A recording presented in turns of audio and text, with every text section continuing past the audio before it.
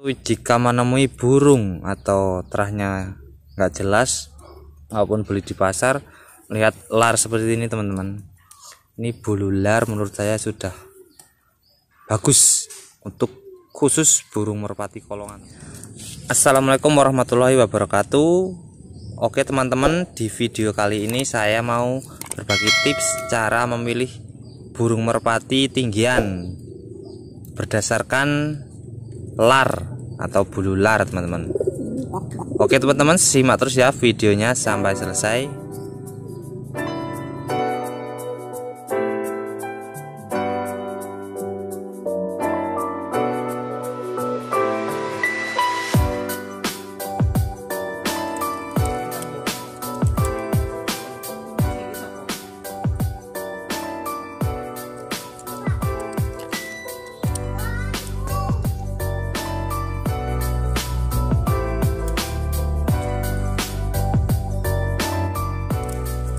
Oke teman-teman, apa sih pengertian bulu lar teman-teman? Bulu lar yaitu teman-teman, saya beri contoh ini teman-teman. Bulu lar itu bulu primer atau bulu terbang yang jumlahnya 10 teman-teman. Dari sini ini bulu ini 1 2 3 4 5 6 7 8 9 10 sampai ujung sini. Nah, faktor penunjang burung merpati itu mampu terbang tinggi, salah satunya yaitu yang utama itu bulu atau bulu lar teman-teman. Dapat kita lihat ciri-cirinya bulu lar seperti apa yang mampu terbang tinggi. Itu semua juga terlepas dari faktor-faktor lain ya teman-teman, nggak terlepas dari faktor-faktor lain maksudnya. Dan saya beri contoh macam-macam bulu lar. Nih contohnya, ini bulu lar seperti ini teman-teman. Nih.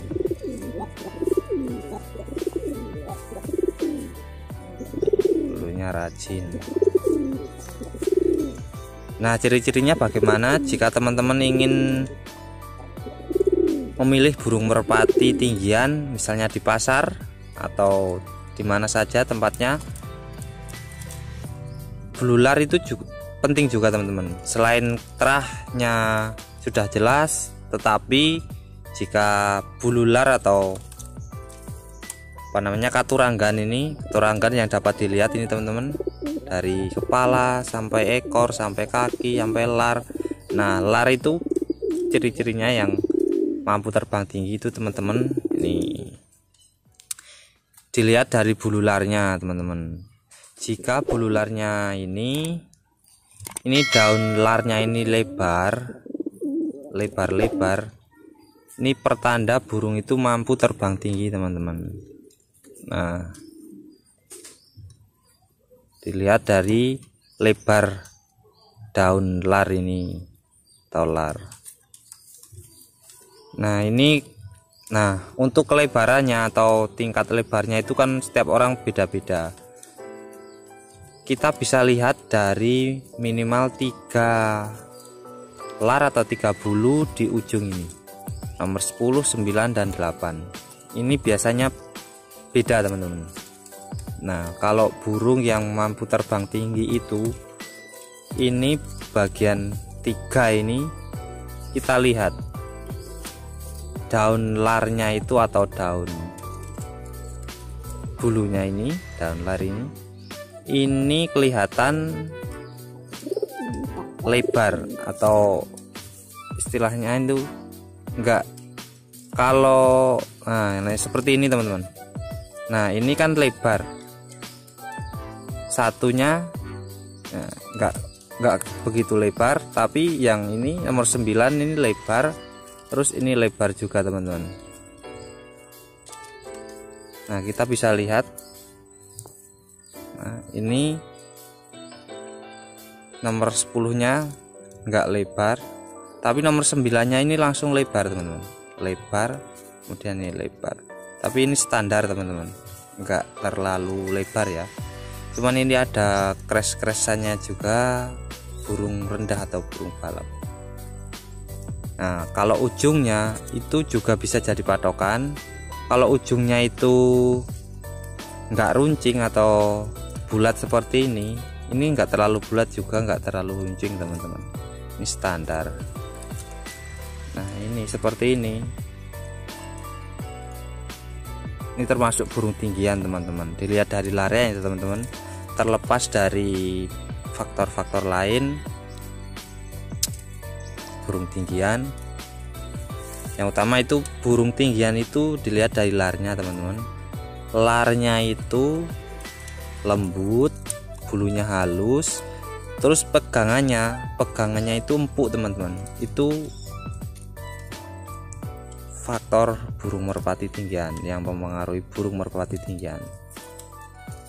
Nah, yang utama itu ini teman-teman. Ujungnya boleh lancip tapi daunnya ini harus lebar teman-teman kalau burung merpati tinggian. Saya beri contoh lagi yang lain teman-teman.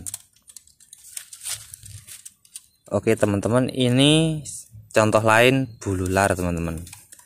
Ini bulu larnya bentuknya itu ujungnya tumpul semua teman-teman. Ini salah satu player kandang saya juga teman-teman. Nah, ini anak burung merpati tinggian.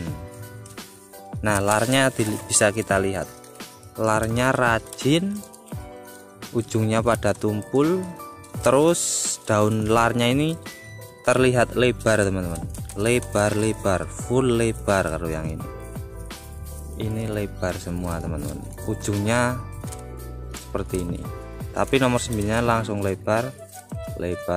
Bulu larnya itu rajin banget teman-teman. Nah, bisa kita lihat juga tinggian murni atau udah kres-kresan. Kita lihat dari sini teman-teman. Nah, ujung bulu sini fokus. Nah, ujung bulu sini teman-teman, ini kelihatan bersudut. Nah, ini masih ada kres-kresannya, jadi nggak full merpati tinggian. Tapi dilihat dari larnya ini sudah bagus teman-teman untuk burung tinggian. Ini di saya juga burung paling tinggi di kandang teman-teman. Kalau terbang bisa nyampe, untuk kolongan saja ini sudah full tinggian atau tinggi halus teman-teman. Nah, pegangannya juga empuk teman-teman. Pegangannya empuk, bulunya halus. Itu pasti burung kita terbangnya tinggi teman-teman. Nah, bulu lar. Kalau ini ada sedikit masih nggak full ya teman-teman. Jadi ini ada kresannya balap atau merpati rendah. Nah, ini ujung bulunya atau bulu larnya ini masih sedikit bersudut. Jadi ini tinggi juga kencang teman-teman. Kita bisa lihat kalau bulunya itu full bulat-bulat semua sampai ujung sini, sampai lar satu ini bulat-bulat semua. Dan larnya ini lemas atau enggak, lidinya itu kecil-kecil. Lidinya enggak terlalu keras tapi lentur teman-teman. Itu yang bagus. Kalau yang ujungnya bulat-bulat semua ya terus ininya lemas, itu bisa dipastikan burung Jawa sungut atau burung yang mampu terbang tinggi, kemudian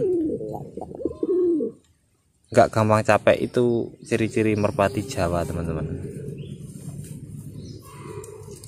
Nah, saya beri contoh lagi teman-teman. Oke teman-teman, ini satu lagi contoh. Ini burung merpati di tempat saya. Ini bapaknya tinggian tapi ibunya itu semi balap teman-teman. Larnya begini. Ini larnya terlalu rajin. Kemudian ini setiap ujungnya ini bersudut teman-teman. Nah, ini menandakan burung kalau terbangnya itu kencang.